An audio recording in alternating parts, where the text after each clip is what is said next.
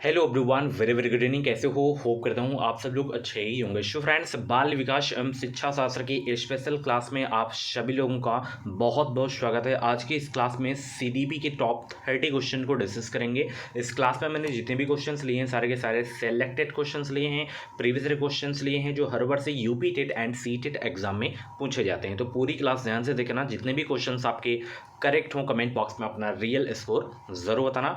और भी क्लासेस अगर आप लोगों को देखनी है तो आप प्लेलिस्ट में जाइए, UP TET C TET exam के नाम से एक प्लेलिस्ट होगी, इसमें आपको सारी की सारी वीडियोस मिल जाएंगी। ये पेपर 1 पेपर 2 दोनों लेवल के लिए जो है क्लास है, क्योंकि सिलेबस आपका सेम है, लेवल भी आपका सेम ही रहता है। ओके, चलिए सबसे पहला प्रश्न है, बच्चे उसी वातावरण में सीख सकते हैं जहां उनके अनुभवों एवं भावनाओं को उचित स्थान मिले, या उन्हें खेलने का मौका मिले, या उन्हें मित्र बनाने का मौका मिले, या कड़ा अनुशासन हो। तो बच्चे उसी वातावरण में सीख सकते हैं जहां क्या मिले, बताइए सब लोग। कड़ा अनुशासन। देखिए एक बात याद रखना, बच्चों को आपको जो है अपना बच्चा हमेशा मानना है। जब भी आप लोग यूपी टेट का प्रैक्टिस सेट सॉल्व करो, एग्ज़ाम हॉल में आप लोग क्वेश्चन पेपर सॉल्व करो, तो जो उसमें बच्चे की बात की जाती है ना, तो अपना बिल्कुल बच्चा मानना है आपको। कभी बच्चे को डांटना नहीं है, कभी बच्चों को जो है दंड नहीं देना है, ठीक है ना। हमेशा प्रोत्साहन उनको देना है, ठीक है ना, मोटिवेट करना है आपको। नेगेटिव तो आपको सोचना ही नहीं है उनके बारे में। तो बच्चे उसी वातावरण में सीख सकते हैं जहां उनके अनुभवों एवं भावनाओं को उचित स्थान मिले। तो यहाँ पे पहला आपका बिल्कुल करेक्ट हो जाएगा, ठीक है ना। चलिए, एक विद्यार्थी अपने अध्यापक से समय की पाबंदी सीखता है, यह एक उदाहरण है। किसका उदाहरण है? वाचिक अधिगम का, प्रेक्षण अधिगम का, या कौशल अधिगम का, या अधिगम अंतरण का। बताइए, दूसरा का जवाब दीजिए सब लोग। एक विद्यार्थी अपने अध्यापक से समय की पाबंदी सीखता है, यह एक उदाहरण है। आज दोपहर में फॉर्म से रिलेटेड एक वीडियो आई है, उस वीडियो को जाके देख लेना। उसमें मैं बताया हूँ कि फॉर्म आपके कब से स्टार्ट हो सकते हैं, एग्ज़ाम आपके कब से हो सकते हैं, तो उस वीडियो को जाके ज़रूर देखना आप लोग, ठीक है। तो एक विद्यार्थी अपने अध्यापक से समय की पाबंदी सीखता है, यह एक जो है उदाहरण है प्रेक्षण अधिगम का उदाहरण है। किसका?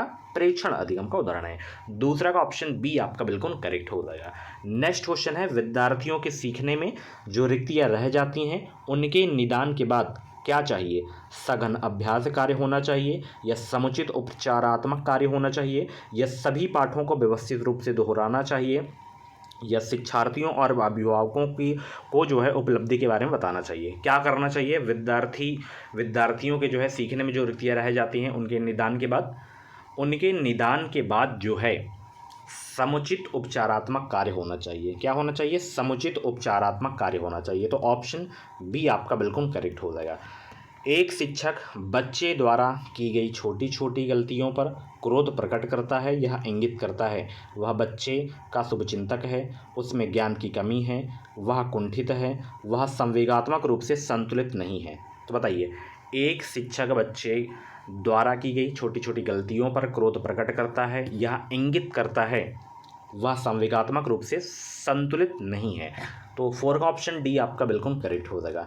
एनसीएफ, नेशनल कैरिकुलम फ्रेमवर्क इसका फुल फॉर्म होता है, बहुत एग्जाम में पूछा जाता है। तो एनसीएफ 2005 के संबंध में निम्नलिखित में से कौन सा कथन यहाँ पे सही है? चारों कथनों को पढ़िए। देखिए, मैं टॉपिक वाइज ही क्लास भी स्टार्ट कर दूंगा, क्योंकि एनसीएफ जैसे यहाँ पे पूछ लिया तो एनसीएफ के बारे में जब आपको पता ही नहीं तो आप क्वेश्चन कैसे कर पाओगे, ठीक है ना। तो परेशान नहीं होना है, हर सब्जेक्ट की टॉपिक वाइज ही क्लास होगी, चाहे आपका वो संस्कृत हो, हिंदी हो, पर्यावरण हो, मैथ हो, सारे सब्जेक्ट की जो है टॉपिक वाइज की क्लासेस स्टार्ट हो जाएंगी। बस थोड़ा सा फॉर्म आ जाए, 20-25 दिनों के बाद आपकी स्टार्ट हो जाएगी। कंटेंट आप लोगों के लिए रेडी हो रहा है, बेहतरीन बिल्कुल फ्री में कंटेंट दिया जाएगा यूट्यूब पे ही, ठीक है। एनसीएफ 2005 के संबंध में निम्नलिखित में से कौन सा कथन इसमें सही है डियर? यहाँ पे आपका ये वाला, यह एनसीईआरटी द्वारा तैयार किया गया एक दस्तावेज है जो भारत की विद्यालय शिक्षा के संबंध में संस्तुतियाँ प्रस्तुत करता है। ये एनसीएफ 2005 के संबंध में आपका सही है, ठीक है। अगला प्रश्न है, प्रायः शिक्षार्थियों की त्रुटियां डॉट डॉट की ओर संकेत करती हैं। किसकी ओर संकेत करती हैं शिक्षार्थियों की त्रुटियां? 6 का जवाब दीजिए सब लोग। सभी को गुड इवनिंग भाई, वीडियो को लाइक कर दो सब लोग, जितने भी लोग क्लास को देख रहे हो। प्रायः शिक्षार्थियों की त्रुटियां जो हैं वे कैसे सीखते हैं की ओर संकेत करती है। ठीक है ना, तो यहाँ पे वे कैसे सीखते हैं आएगा, ऑप्शन ए करेक्ट हो जाएगा। चलिए यहाँ पे ये क्वेश्चन बहुत अधिगम से, ये जो है क्वेश्चन बहुत आता है अधिगम विकार से, कि एक बच्चा जो डॉट डॉट से ग्रस्त है वह सा को जो है वाज, न्यूक्लियर को अनक्लियर में अंतर नहीं कर सकता, तो वो किससे ग्रसित है, ये आपको बताना है। ये बहुत पूछा जाता है एग्जाम में। इससे मतलब या तो डिसलेक्सिया पूछ लेगा, या तो डिस्ग्राफिया पूछ लेगा, डिस्मोर्फिया पूछ लेगा, डिस्कैलकुलिया पूछ लेगा। इनसे मतलब यूपी टेट में भी एक क्वेश्चन आता है और सी टेट में तो पूछे ही जाते हैं। सी टेट में 2-3 क्वेश्चन पूछ लेते हैं इससे।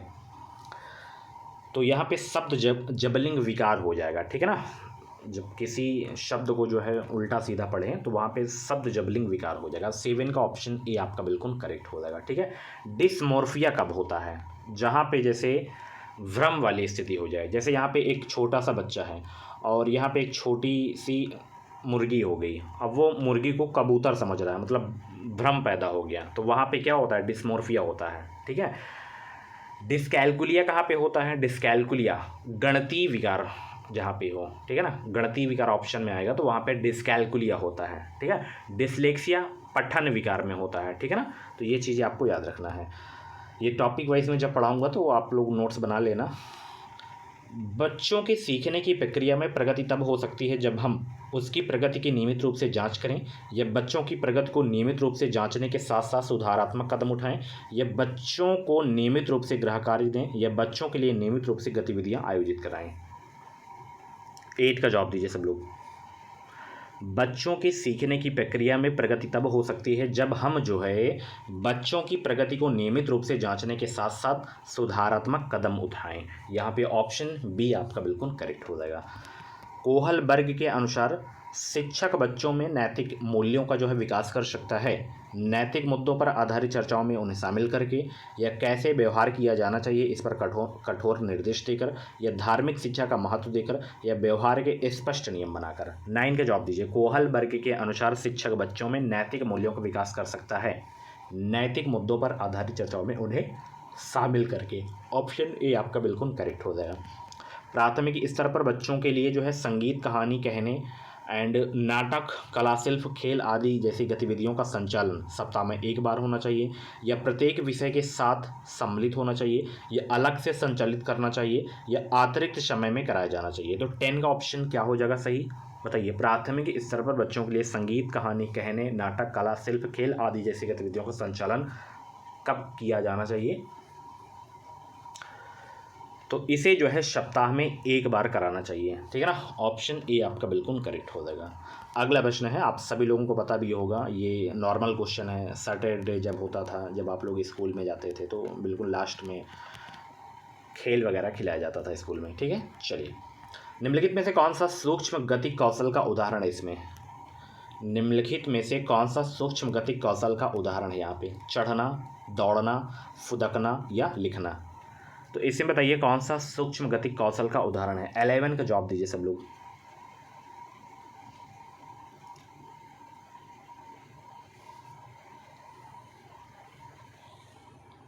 तो यहाँ पे लिखना जो है सूक्ष्म गति कौशल का उदाहरण है, तो ऑप्शन डी आपका बिल्कुल करेक्ट हो जाएगा।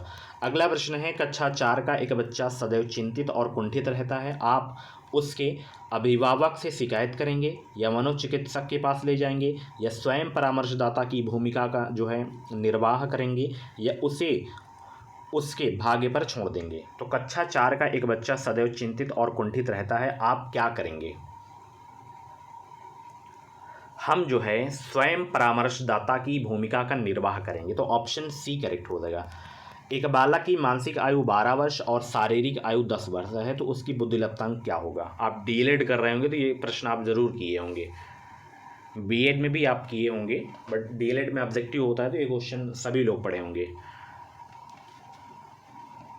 एक बालक की मानसिक आयु 12 वर्ष और शारीरिक आयु 10 वर्ष है, तो उसकी बुद्धिलब्धि क्या होगी। तो मानसिक आयु बटा वास्तविक आयु इंटू आपका 100, ये आपका फार्मूला होता है बुद्धिलब्धि का। तो मानसिक आयु यहाँ पे कितनी है, 12 है, और वास्तविक आयु कितनी है उसकी, यहाँ पे 10 है, गुणे 100। सॉल्व कर लीजिए आप लोग। कट के कितना आ जाएगा 120 आ जाएगा आपका, ठीक है। ऑप्शन ए करेक्ट हो जाएगा। यूपी टेट में ये क्वेश्चन बहुत पूछता है, एक क्वेश्चन ये वाला क्वेश्चन फिक्स है यूपी टेट में, ठीक है ना। तो ये फार्मूला याद कर लेना, मानसिक आयु बटा वास्तविक आयु इंटू 100, ये आपका बुद्धिलब्धि का सूत्र होता है, ठीक है। समेकित शिक्षा इंगित करती है किसको, बताएंगे सब लोग। समेकित शिक्षा इंगित करती है, तो समेकित शिक्षा इंगित करती है समान बच्चों एवं भिन्न रूप से योग्य बच्चों के लिए जो है एक ही स्कूल। यह ऑप्शन बी आपका बिल्कुल करेक्ट हो जाएगा। अगला प्रश्न है, एक शिक्षक विद्यार्थियों में सामाजिक मूल्यों को विकसित कर सकता है अनुशासन की अनुभूति को विकसित कर, या आदर्श रूप से बर्ताव कर, या महान व्यक्तियों के बारे में बोलकर, या उन्हें अच्छी कहानियाँ सुनाकर। 15 का राइट आंसर क्या होगा, एक शिक्षक विद्यार्थियों में सामाजिक मूल्यों को विकसित कर सकता है आदर्श रूप से बर्ताव कर। ऑप्शन बी आपका बिल्कुल करेक्ट हो जाएगा। अगला प्रश्न है, राज्य स्तर की एक जो है एकल गायन प्रतियोगिता के लिए विद्यार्थियों को तैयार करते समय एक विद्यालय लड़कियों को वरीयता देता है या दर्शाता है प्रगतिशील चिंतन को, परियोजनात्मक उपागम को, वैश्विक प्रवृत्तियाँ, लैंगिक पूर्वाग्रह। इससे क्वेश्चन बहुत पूछा जाता है लैंगिक पूर्वाग्रह से, जब किसी एक जेंडर को बढ़ावा दिया जाता है ना, तो वहाँ पे लैंगिक पूर्वाग्रह होता है। ऑप्शन डी आपका बिल्कुल करेक्ट हो जाएगा। यहाँ पे क्या होता है, लड़कियों को वरीयता देता है, यहाँ पे एक जेंडर को बढ़ावा दे रहा है, तो यहाँ पे लैंगिक पूर्वाग्रह हो जाएगा। ऑप्शन डी करेक्ट हो जाएगा। निम्नलिखित में से कौन सा विकास का सिद्धांत है, यहाँ पे यह निरंतर चलने वाली प्रक्रिया नहीं है, विकास की सभी प्रक्रिया अंतः संबंधित नहीं है, सभी की विकास दर समान नहीं होती, विकास हमेशा रेखीय होता है। तो कौन सा विकास का सिद्धांत है ये आपको बताना है। तो देखिए, जो विकास होता है, सभी की जो विकास दर होती है वो समान नहीं होती है, सबकी अलग अलग होती हैं, ठीक है। ऑप्शन सी आपका बिल्कुल करेक्ट हो जाएगा, ये आपका विकास का सिद्धांत है, ठीक है। चलिए अगला प्रश्न है, यदि विद्यार्थी पाठ में रुचि ना लेते प्रतीत हों तो शिक्षक को चाहिए कि वह शिक्षण विधि बदल दे, या दृश्य शब्द सामग्री को प्रयोग में लाकर पाठ को रुचिकर बनाए, कक्षा में चला जाए, कक्षा में कोई अन्य कार्य प्रारंभ करे। तो यदि विद्यार्थी पाठ में रुचि ना लेते प्रतीत हों तो शिक्षक को चाहिए कि वह जो है शिक्षण विधि बदल दे। ऑप्शन ए आपका बिल्कुल करेक्ट हो जाएगा। व्यवहार का करना पक्ष में आता है, किसके पक्ष में आता है, सीखने के गति क्षेत्र में आता है, सीखने के भावनात्मक क्षेत्र में, सीखने के मनोवैज्ञानिक क्षेत्र में, सीखने के संज्ञानात्मक क्षेत्र में। व्यवहार का करना पक्ष में आता है, सीखने के गतिक क्षेत्र में आता है। 19 का ऑप्शन ए करेक्ट हो जाएगा। बच्चे के विकास के सिद्धांतों को समझना शिक्षक की सहायता करता है, शिक्षार्थियों के भिन्न अधिगम शैलियों को जो है प्रभावी रूप से संबोधित करने में, या शिक्षार्थी के सामाजिक स्तर को पहचानने में, शिक्षार्थी के आर्थिक पृष्ठभूमि को पहचानने में, शिक्षार्थियों को क्यों पढ़ाना चाहिए या औचित्य साबित करने में। 20 का ऑप्शन क्या हो जाएगा राइट आंसर।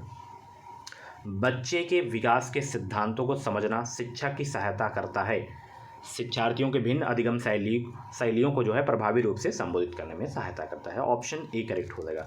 अगला प्रश्न आपकी स्क्रीन पे है, शिक्षार्थियों के बीच अधिगम शैली में अंतर का कारण हो सकता है शिक्षार्थी की सामाजिकरण प्रक्रिया, शिक्षार्थी द्वारा अपनाई गई विचारणा नीति, परिवार की आर्थिक स्थिति, बालक का लालन पालन। शिक्षार्थियों के बीच अधिगम शैली में अंतर का कारण हो सकता है शिक्षार्थी द्वारा अपनाई गई विचारणा नीति। Option B. कक्षा 1 में बच्चों में भाषा कौशल का विकास किस क्रम में होना चाहिए, सुनना, बोलना, पढ़ना, लिखना, या लिखना, पढ़ना, सुनना, बोलना, या सुनना, लिखना, बोलना, पढ़ना, या लिखना, बोलना, पढ़ना, सुनना। तो कक्षा 1 में बच्चों में जो भाषा कौशल का विकास होना चाहिए वो किस क्रम में होना चाहिए। तो देखिए, इसमें पहले तो सुनना होना चाहिए, उसके बाद बोलना होना चाहिए, फिर पढ़ना, फिर लिखना। ऑप्शन ए करेक्ट हो जाएगा, ठीक है। अगला प्रश्न है, मानव व्यक्तिगत परिणाम है किसका, केवल आनुवंशिकता का, पालन पोषण शिक्षा का, और आनुवंशिकता और वातावरण की अंतःक्रिया का, या केवल वातावरण का। मानव व्यक्तिगत परिणाम है किसका, तो मानव व्यक्तिगत परिणाम है आनुवंशिकता और वातावरण की अंतःक्रिया का। तो ऑप्शन यहाँ पे सी आपका बिल्कुल करेक्ट हो जाएगा। बहुत अच्छे, वीडियो को लाइक कर दो सब लोग। अगला प्रश्न आपकी स्क्रीन पे है, कक्षा 1 और 2 स्तर के बच्चे अमूर्त अनुभवों से शीघ्र सीखते हैं, मूर्त अनुभवों से शीघ्र सीखते हैं, पढ़कर शीघ्र सीखते हैं, लिखकर शीघ्र सीखते हैं। कक्षा 1 और 2 स्तर के बच्चे जो हैं मूर्त अनुभवों से शीघ्र सीखते हैं। ऑप्शन बी करेक्ट हो जाएगा। अगला प्रश्न है, शिक्षार्थी व्यक्तिगत भिन्नता प्रदर्शित करते हैं, अतः जो है शिक्षक को क्या चाहिए? अधिगम की एक समान गति पर बल देना चाहिए, या जो है कठोर अनुशासन सुनिश्चित करना चाहिए, या परीक्षाओं की संख्या बढ़ा देनी चाहिए, या सीखने के विविध अनुभवों को उपलब्ध जो है कराना चाहिए। 25 का राइट आंसर दीजिए सब लोग। शिक्षार्थी व्यक्तिगत भिन्नता प्रदर्शित करते हैं, अतः शिक्षक को जो है सीखने के विविध अनुभवों को उपलब्ध कराना चाहिए। तो ऑप्शन डी करेक्ट हो जाएगा। शिक्षा के संदर्भ में समाजीकरण से तात्पर्य है सामाजिक वातावरण में अनुकूलन और समायोजन, सामाजिक मानदंडों का सदैव अनुपालन करना, अपने सामाजिक मानदंड बनाना, या समाज में बड़ों का सम्मान करना।